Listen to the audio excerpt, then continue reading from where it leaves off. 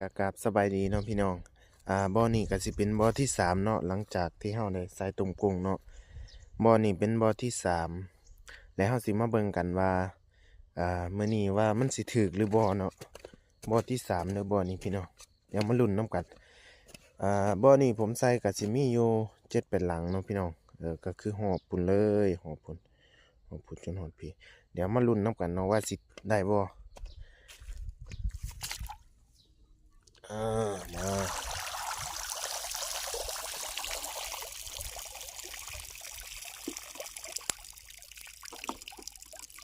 า ได้อยู่พี่น้อง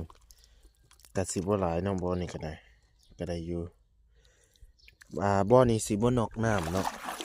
บ่อหลังๆนะถ้าใส่มาเนี่ยมันนอกน้ำเบิดเลยบ่อนี่สิบ่นอก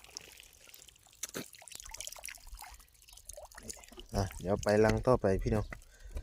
เดี๋ยวมาหลังที่2มาลุ้นหลังที่2หลังที่2นะพี่น้องเดี๋ยวมาเบิ่งน้ำกันโอ้ไม่ออกน้ำบ่นี่โอ้ยมันออกเบิดแล้วมั้งโอ้ตัวนี้ก็สิบ่หลายพี่น้องบ่หลายโตปานใดก็สิประมาณนี้เนาะพี่น้องเดี๋ยว